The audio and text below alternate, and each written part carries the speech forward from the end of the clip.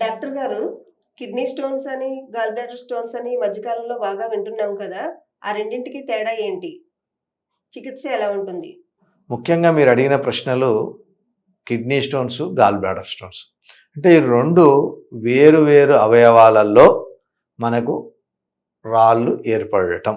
అంటే కిడ్నీలలో ఏర్పడినట్టయితే మనం కిడ్నీ స్టోన్స్‌గా భావించొచ్చు. గాల్ బ్లాడర్ అనేది ఇంకొక చిన్న ఆర్గాన్ ఉంటది. సో, ఆ గాల్ బ్లాడర్‌లో స్టోన్స్ ఏర్పడినట్టయితే మనం గాల్ బ్లాడర్ స్టోన్స్ అంటాం. సో, మనకు కిడ్నీ స్టోన్స్‌కు, గాల్ బ్లాడర్ స్టోన్స్‌కు చాలా తేడా ఉంటుంది.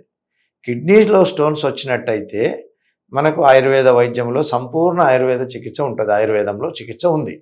కిడ్నీ స్టోన్స్ మనకు ఎందుకు ఏర్పడతాయి? మనం ఏదైనా వ్యాధి ఎందుకు ఏర్పడుతుంది? దానికి నివారణ చర్యలేంది అనేది మనం మాట్లాడుకోవాలి.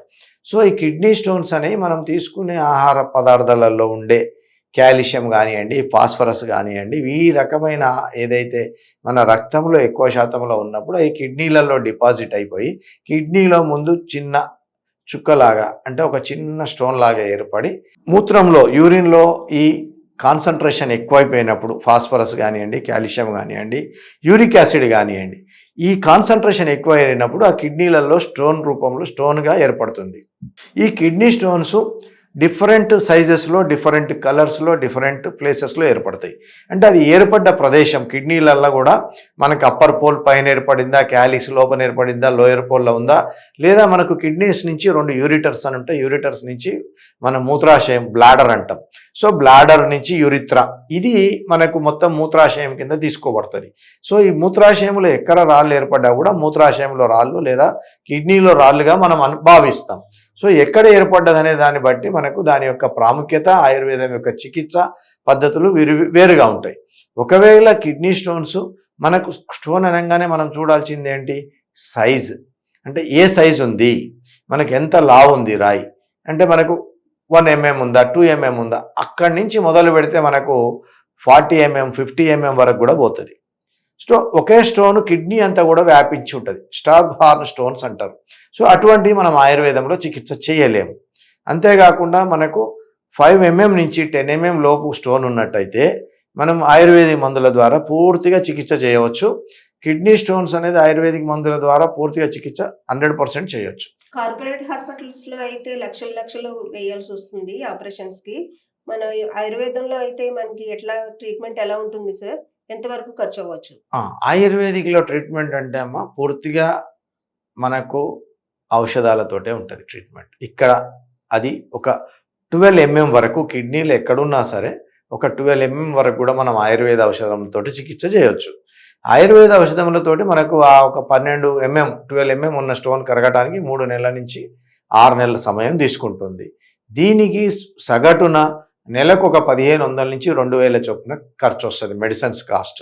సో, మనకు మొత్తం తగ్గేదానికి ఒకవేళ మనం 5 నెలలు అనుకుంటే నెలకు 2000 అనుకుంటే 10,000 రూపాయలలో మనం కిడ్నీ స్టోన్స్లో 10-12 mm ఉన్న స్టోన్స్ను పూర్తిగా కరిగించవచ్చు.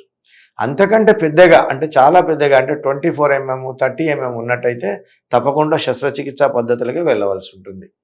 ఇది మనం కిడ్నీ స్టోన్స్ గురించి మాట్లాడుకున్నట్టయితే. ఇక్కడ మీరు అడిగిన ఇందాక ప్రశ్నలో గాల్ బ్లాడర్ స్టోన్స్ అన్నారు.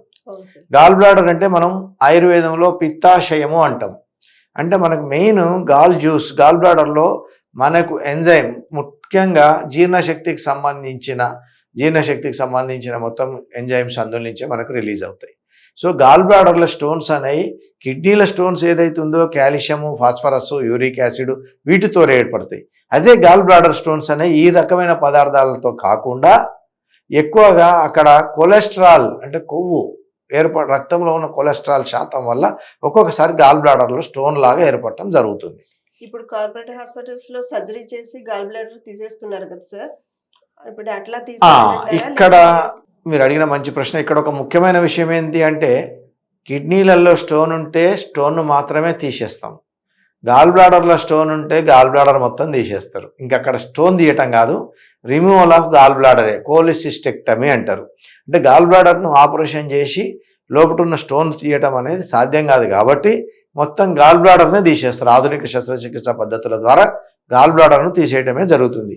అదే మనం ఆయుర్వేద పద్ధతులలో ఆయుర్వేద ఔషధాలు వాడుకున్నట్లయితే గాల్ బ్లాడర్ స్టోన్స్ కూడా ఒక 6 to 8 mm వరకు ఉన్నట్టయితే ఒక 3 నుంచి 6 నెలల కాలంలో మేము అనేక మంది పేషెంట్లను ఆయుర్వేదిక్ హాస్పిటల్లో, గవర్నమెంట్ ఆయుర్వేదిక్ హాస్పిటల్లో కానివ్వండి, మా క్లినిక్స్లో కానివ్వండి, 3 to 8 mm వరకు ఉన్న గాల్ బ్లాడర్ స్టోన్స్ కూడా 3 నెలల నుంచి 6 నెలల కాలంలో పూర్తిగా కరిగిపోయే అవకాశం ఉంది. శస్త్రచికిత్సతో పని లేకుండా తగ్గుతుంది అంటున్నారు. ఆయుర్వేదంలో శస్త్రచికిత్సతోటి పని లేదు. గాల్ బ్లాడర్లో స్టోన్స్ అవనియండి, కిడ్నీలలో స్టోన్స్ అవనియండి, ఈ 2 స్టోన్స్ కూడా వాటి సైజును బట్టి ఆయుర్వేద పద్ధతుల ద్వారా చికిత్స చేయొచ్చు. పూర్తిగా సంపూర్ణ చికిత్స చేయొచ్చు. గాల్ బ్లాడర్లోను కిడ్నీలోను స్టోన్స్ రాకుండా ఉండాలి అంటే ఎటువంటి ఆహారం తీసుకోవాలి, ఎటువంటి జాగ్రత్తలు తీసుకోవాలి డాక్టర్ గారు? ఇక్కడ మనం రాకుండా ఉండాలంటే ఎలాంటి ఆహారం తీసుకోవాలి, ఎలాంటి ఆహారం తీసుకోవద్దు అనే దానికి ప్రాముఖ్యత తక్కువే. కాకపోతే వ్యాధి వచ్చిన తర్వాత మనం ఏ విధమైన ఆహారం తీసుకోవద్దు, తీసుకోవాల్సిన జాగ్రత్తలు ఏంటి అనేది మాత్రం మనకు చాలా ముఖ్యంగా చెప్పబడ్డాయి అనేక రకాలుగా. మనకి ఇప్పుడు కిడ్నీలో స్టోన్ ఉన్నట్టయితే ముఖ్యంగా అవి ఏర్పడే అవకాశం ఫాస్ఫరస్ వల్ల కానివ్వండి, కాల్షియం వల్ల కానివ్వండి, యూరిక్ యాసిడ్ వల్ల కానీ ఏర్పడతాయి. కాబట్టి మనం ముఖ్యంగా అంటే ఈ టమాటాలు తీసుకోవటం వల్ల స్టోన్ సైజ్ పెరగడానికి అవకాశం ఉంటుంది.